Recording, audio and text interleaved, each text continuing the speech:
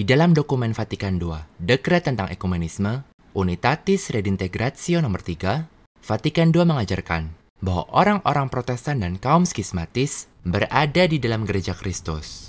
Untuk membahas perpecahan atau percekcokan antara Gereja Katolik dan komunitas-komunitas Protestan serta tanda kutip Ortodoks, dan bagaimana komunitas-komunitas semacam itu menolak atau berselisih dengan ajaran Katolik, Vatikan II mengajarkan, tanda kutip, bagaimanapun mereka yang dibenarkan oleh iman di dalam pembaptisan disaturagakan ke dalam Kristus, dan oleh karena itu, mereka dihormati dengan hak untuk menyandang nama Kristen dan secara layak diakui sebagai saudara-saudara di dalam Tuhan oleh anak-anak Gereja Katolik. Kutip tutup.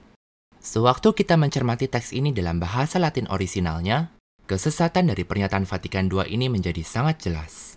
Untuk berbicara tentang para anggota dari komunitas-komunitas Protestan dan skismatis, dan khususnya bagaimana komunitas-komunitas itu dan para anggota mereka berselisih dengan, yakni menolak posisi Gereja Katolik dalam perkara doktrin, Vatikan II menyatakan nihil hominus, yang berarti bagaimanapun. Kata dalam bahasa Latin ini, nihil hominus, adalah suatu gabungan dari kata nihil, yang berarti tidak ada, dan kata minus, yang berarti kurang. Di dalam bahasa Inggris, nihil hominus secara harfiah berarti nonetheless, nevertheless, yang di dalam bahasa Indonesia sepadan dengan bagaimanapun atau meskipun demikian atau namun demikian. Dalam kata lain, menurut Vatikan II, walaupun kaum Protestan dan skismatis menolak doktrin Katolik, bagaimanapun, namun demikian, mereka yang dibenarkan oleh iman di dalam pembaptisan, Christo incorporantur, disaturagakan ke dalam Kristus. Vatikan II jelas mengajarkan bahwa semua orang yang dibaptis yang mengaku diri percayakan Yesus, meskipun mereka menolak ajaran Katolik, mereka disaturagakan ke dalam Kristus. Mereka berada di dalam Kristus. Ajaran ini adalah bidah dan bertentangan secara langsung dengan dogma Katolik. Dogma Katolik mengajarkan bahwa semua orang yang berselisih dengan doktrin Katolik berada di luar gereja, seperti yang akan kita lihat. Kenyataannya, sangatlah menarik untuk mencatat bahwa di sepanjang surat-suratnya, Santo Paulus menggunakan istilah di dalam Kristus untuk mengacu kepada orang-orang yang berada di dalam Gereja Kristus. Menurut kitab suci dan ajaran Katolik, untuk berada di dalam Kristus adalah untuk berada di dalam gereja. Untuk disaturagakan ke dalam Kristus adalah untuk disaturagakan ke dalam gereja, yang adalah tubuh Kristus. Jika Anda membaca Alkitab Latin Vulgata, Anda akan melihat kata-kata in Christo digunakan berulang-ulang kali untuk menggambarkan orang-orang yang berada di dalam gereja atau di dalam tubuh Kristus. Memang benar, kata dalam bahasa Latin yang digunakan oleh Vatikan II di sini, incorporantur, adalah bentuk orang ketiga jamak pasif indikatif masa kini dari kata kerja incorporare, yang berarti menyaturagakan, menginkorporasikan, atau memasukkan menjadi satu tubuh. Secara tata bahasa, kata incorporantur adalah kata kerabat atau suatu kata yang berhubungan dengan kata bahasa Latin corpus, yang berarti tubuh. Orang-orang yang disaturagakan atau diinkorporasikan dimasukkan ke dalam tubuh. Mereka yang disaturagakan atau diinkorporasikan ke dalam Kristus dimasukkan ke dalam tubuh Kristus. Makna dari pernyataan Vatikan II ini tidak dapat diperdebatkan, dan itulah persisnya alasan bahwa rumusan Christo incorporantur yang ada pada situs Vatikan sendiri yang memuat dekret tentang ekumenisme dalam bahasa Inggris diterjemahkan sebagai berikut, tanda kutip, are members of Christ's body, kutip tutup. Di dalam bahasa Indonesia, kata-kata ini dapat diterjemahkan sebagai adalah anggota-anggota dari tubuh Kristus. Terjemahan Vatikan dalam bahasa Inggris ini, yang berarti adalah anggota-anggota dari tubuh Kristus, tidaklah persis sama kata demi kata, sebab Christo incorporantur secara tepat berarti disaturagakan ke dalam Kristus. Tetapi terjemahan Vatikan dalam bahasa Inggris itu menangkap makna teologis dari pernyataan Vatikan II secara tepat. Vatikan II berkata bahwa semua orang yang telah dibaptis, yang mengaku diri percayakan Kristus, meskipun mereka berselisih dalam hal doktrin atau menyimpang dari ajaran Katolik, mereka disaturagakan ke dalam Kristus. Dan orang-orang yang disaturagakan ke dalam Kristus memang merupakan anggota-anggota dari tubuh Kristus. Pernyataan Vatikan II bahwa orang-orang yang berselisih dengan doktrin Katolik berada dalam Kristus jelas merupakan bidah. Gereja mengajarkan hal yang berlawanan. Gereja mengajarkan secara dogmatis dan infalibel bahwa semua orang yang menyimpang dari ajaran Katolik berada di luar Kristus, terasing dari gereja, dan terasing dari tubuh Kristus. Konsili Flores menyatakan secara infalibel, tanda kutip, maka semua orang yang percaya akan pandangan-pandangan yang bertentangan atau berlawanan, gereja mengutuk, menolak, menganatemakan, dan mencela mereka sebagai terasing dari tubuh Kristus yang adalah gereja. Kutip tutup. Mohon mencatat, Konsili Flores mendefinisikan bahwa orang-orang yang menyimpang dari atau berselisih dengan ajaran Katolik bukan hanya terasing dari gereja Katolik, tetapi terasing dari tubuh Kristus yang adalah gereja. Mereka terasing dari Kristus dan tubuhnya. Hal ini sangatlah penting, sebab Gereja Vatikan II dan Vatikan II sendiri akan mengakui jenjang-jenjang perpisahan tertentu antara apa yang disebut-sebut sebagai gereja Katoliknya serta komunitas-komunitas Protestan dan tanda kutip Ortodoks. Menurut Vatikan II, komunitas-komunitas tanda kutip Katolik, tanda kutip Ortodoks, dan Protestan berada di dalam persekutuan bersama, yang satu dengan yang lainnya. Mereka semua berada di dalam gereja Kristus, tetapi mereka tidak berada di dalam persekutuan yang penuh karena mereka memiliki perbedaan-perbedaan doktrin. Vatikan II mengajarkan bahwa gereja Kristus bagaikan sebuah pesawat yang besar. Pesawat itu memuat semua orang yang telah dibaptis yang mengaku diri percayakan Yesus. Seperti yang baru saja kita lihat. Orang-orang Katolik yang memiliki kebenaran penuh yang diajarkan oleh Kristus duduk di bagian kelas utama dari pesawat itu. Dan orang-orang tanda kutip Ortodoks serta Protestan duduk di bagian-bagian pesawat itu yang lebih tidak mewah. Tetapi mereka semua berada bersama di dalam pesawat yang sama, meskipun ada pemisahan-pemisahan di dalam bagian-bagian dari pesawat itu. Itulah ajaran Vatikan II, bahwa meskipun ada perbedaan-perbedaan doktrin, mereka semua berada in domino, Christo incorporantur, yakni berada di dalam Tuhan atau disaturagakan ke dalam Kristus, di dalam gereja, dan lain-lain. Definisi dogmatis yang baru saja kita cermati dari Konsili Florence, bahwa semua orang yang percaya akan pandangan-pandangan yang bertentangan dengan gereja Roma, terasing dari tubuh Kristus, membuktikan bahwa ajaran Vatikan II adalah bidah. Dan ada banyak kutipan lain dari para paus tentang perkara yang sama ini. Kebenaran yang didefinisikan oleh Konsili Florence telah secara infalibel diulangi oleh Paus Leo ke-13 di dalam surat ensikliknya Satis Cognitum. Untuk berbicara tentang gereja Kristus, Paus Leo mengajarkan, tanda kutip, praktik gereja selalu sama, dan demikianlah pula penilaian yang semufakat dari para bapa yang kudus, yaitu bahwa mereka telah selalu menganggap sebagai terbuang dari persekutuan Katolik dan terasing dari gereja siapapun yang telah menyimpang, bahkan sedikit pun, dari doktrin yang diajukan oleh magisterium yang autentik. Kutip tutup. Pernyataan ini adalah suatu pengulangan dogma Katolik yang infalibel, sebab Paus Leo ke-13 mengajarkan bahwa gereja telah selalu mengajarkan hal yang sama tentang perkara ini. Ajaran ini tidak dapat berubah. Orang-orang yang menyimpang dari ajaran Katolik tidak berada di dalam Kristus. Mereka terasing dari Kristus dan dari gerejanya. Sebabnya adalah bahwa hanya ada satu iman, dan orang-orang yang menolak suatu dogma Katolik kehilangan iman yang harus dimiliki oleh seseorang untuk berada di dalam Kristus dan di dalam gereja. Seperti yang didefinisikan secara dogmatis oleh Paus Clemens V pada Konsili Vienne 1311-1312 mengenai gereja Kristus yang satu, tanda kutip, satu gereja yang universal, di luar mana tidak terdapat keselamatan. Dan karena untuk mereka semua, hanya ada satu Tuhan, satu iman, dan satu pembaptisan. Kutip tutup. Seperti yang diajarkan oleh Paus Pius ke-11 di dalam Mortalium Animos nomor 9, 6 Januari 1928. Kesatuan Gereja Kristus didasari oleh, tanda kutip, satu hukum kepercayaan dan satu iman yang sama dari orang-orang Kristiani. Kutip tutup. Seperti yang diajarkan oleh Paus Pius ke-7 di dalam Deus Satis nomor 15 Mei 1800 mengenai orang-orang yang melawan otoritas kepausan. Tanda kutip, mereka yang tidak patuh tentunya tidak dapat dihitung sebagai bagian dari domba-domba Kristus. Kutip tutup. Sebagaimana yang diajarkan oleh Paus Leo ke-12 di dalam Caritate Christi nomor 11 25 Desember 1825, di mana ia mengulangi pernyataan Yesus di dalam Matius 18 ayat 17. Tanda kutip, barang siapa tidak mendengarkan gereja, hendaknya ia kalian anggap layaknya seorang pagan dan seorang pemungut cukai. Kutip tutup. Orang-orang yang tidak mendengarkan gereja tidaklah berada in domino, di dalam Tuhan.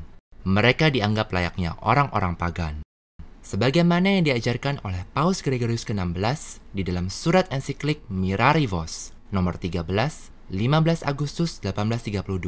Tanda kutip, hanya ada satu Tuhan, satu iman, satu pembaptisan.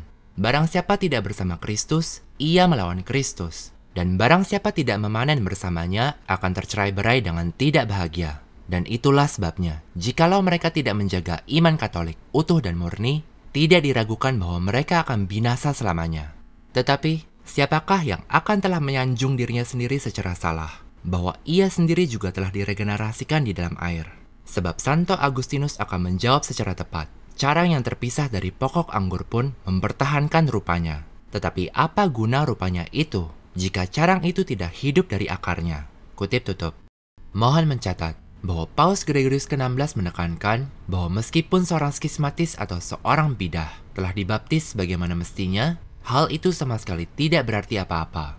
Orang semacam itu tidak tetap berada in domino, sebab ia telah terpisah dari pokok anggurnya akibat skisma atau bidah. Seperti yang diajarkan oleh Paus Pelagius II di dalam Dilectionis Vestre tahun 585. Tanda kutip, apakah seseorang yang meninggalkan dan melawan tahta Petrus, yang di atasnya gereja didirikan, percaya bahwa dirinya sendiri berada di dalam gereja? Kutip tutup.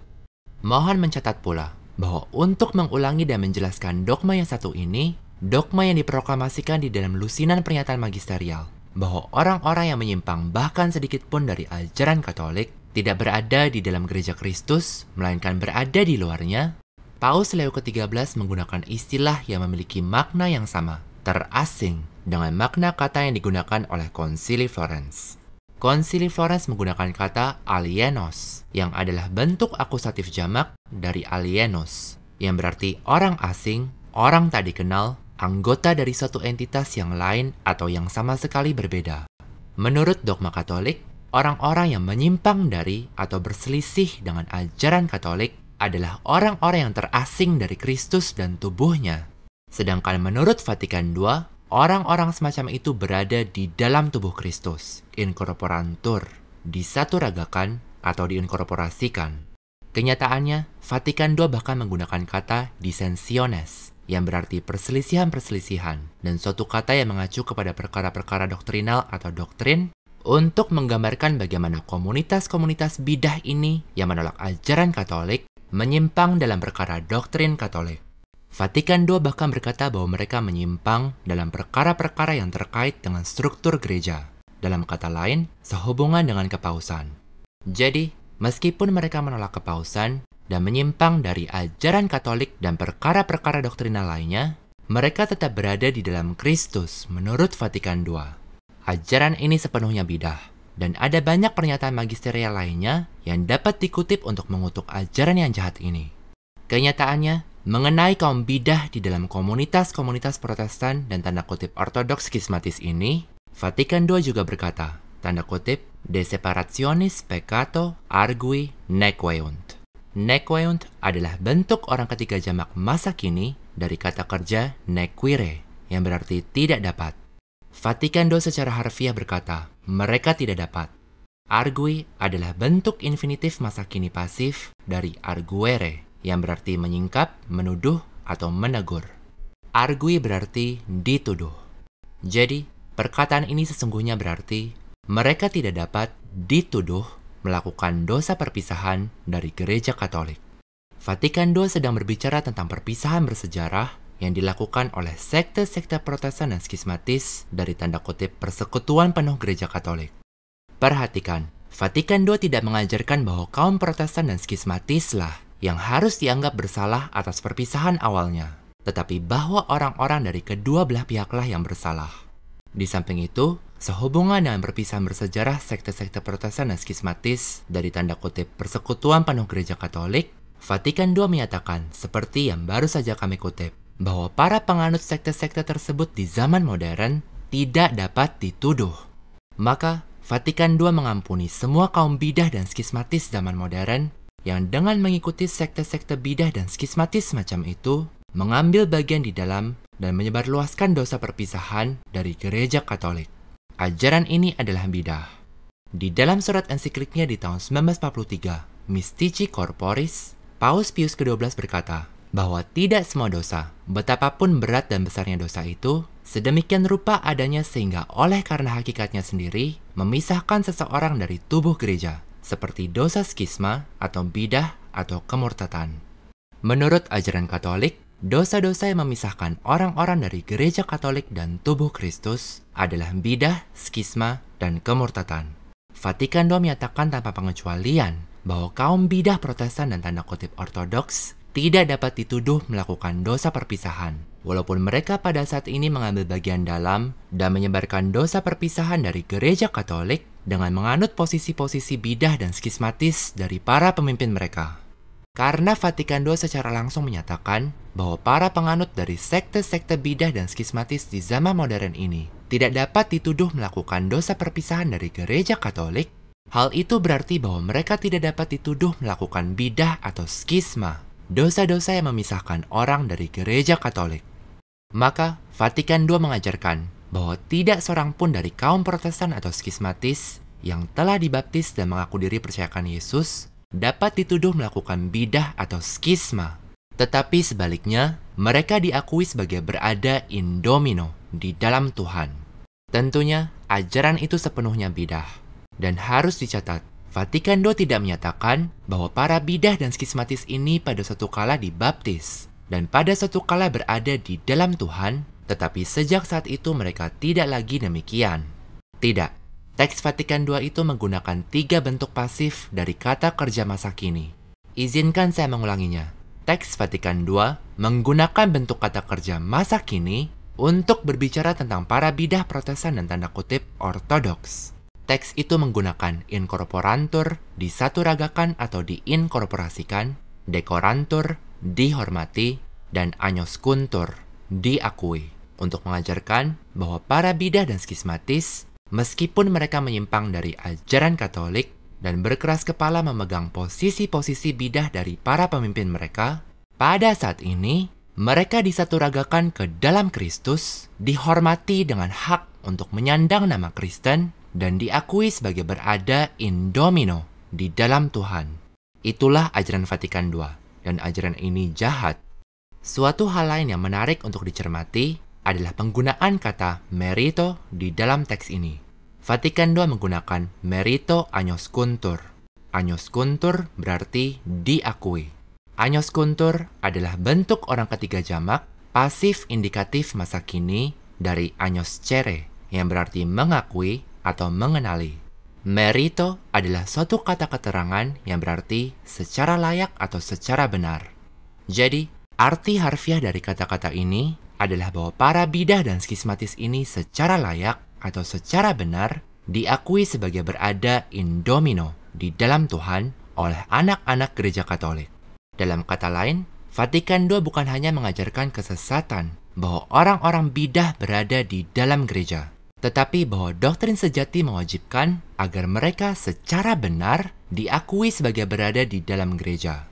Kenyataannya, pernyataan ini oleh anak-anak gereja Katolik atau oleh para putra gereja Katolik telah digunakan oleh Paus Pius ke-9 di dalam surat ensiklik Quanta Cura untuk menyatakan secara hikmat bahwa dalil-dalil bidah yang dikutuknya di dalam dokumen tersebut harus ditolak oleh para putra atau anak-anak gereja Katolik.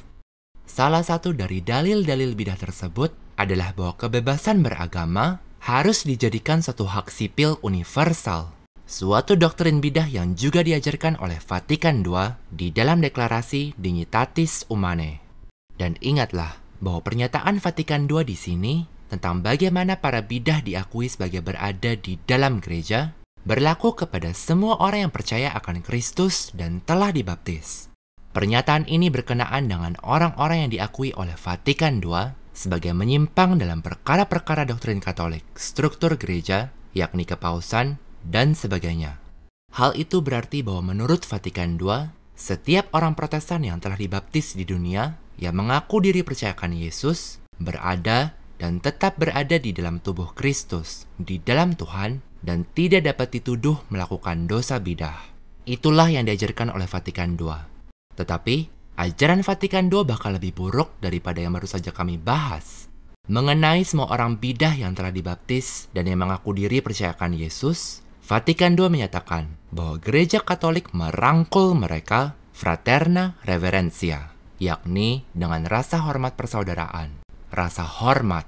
Makna dari pernyataan Vatikan II ini adalah banyak orang Protestan yang telah dibaptis yang menyerang ajaran Katolik, yang menganggap setiap doa yang dipanjatkan kepada Maria sebagai tindak penyembahan berhala, yang menyebut misa sebagai penghujatan, yang menolak kepausan sebagai suatu mitos, yang berpendapat bahwa gereja Katolik itu pagan dan satanik, dan orang-orang semacam itu memang banyak jumlahnya. Semua orang Protestan semacam itu dirangkul dengan rasa hormat menurut Vatikan II.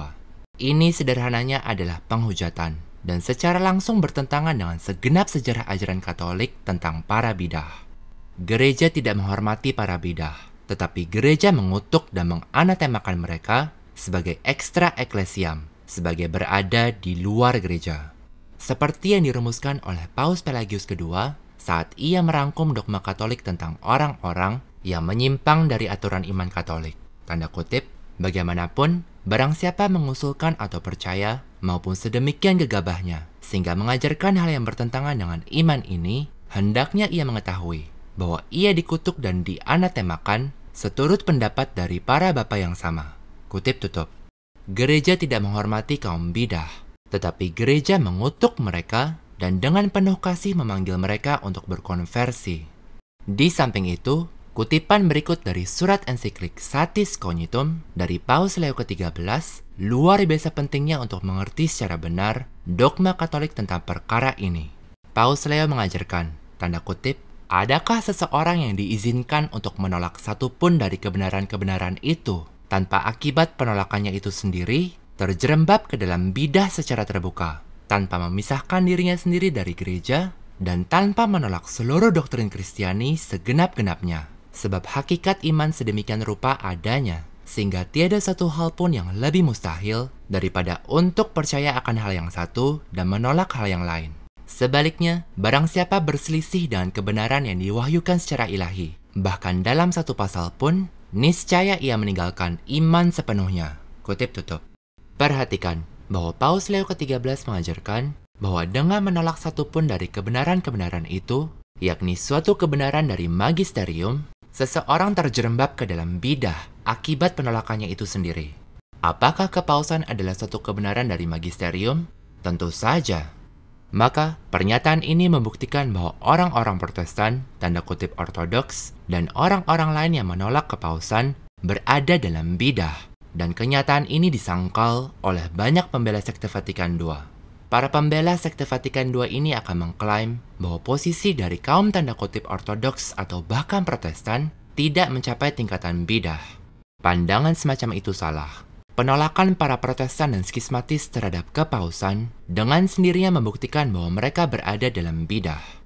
Di samping itu, Paus Leo ke-13 berkata bahwa tindakan seseorang yang berselisih dalam satu pasal dengan ajaran Katolik dengan sendirinya memisahkan orang itu dari gereja.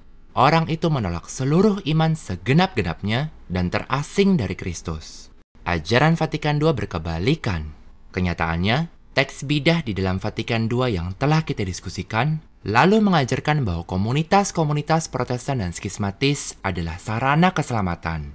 Itu adalah penyangkalan terhadap dogma, di luar gereja Katolik tidak terdapat keselamatan. Ajaran sesat Vatikan II bahwa para Protestan dan para bidah lainnya berada di dalam gereja telah dipeluk secara penuh oleh semua anti-Paus Vatikan II, termasuk anti-Paus Fransiskus. Mereka telah membuat banyak pernyataan yang menegaskan bahwa mereka menganggap para Protestan dan tanda kutip ortodoks sebagai berada di dalam gereja Kristus. Berikut salah satu dari lusinan contoh yang dapat dikutip. Di dalam bukunya, The Meaning of Christian Brotherhood, Benediktus XVI mengajarkan bahwa Protestantisme bukanlah bidah. Para anti-Paus Vatikan II juga telah terlibat di dalam banyak tindakan yang menegaskan posisi bidah mereka tentang perkara ini.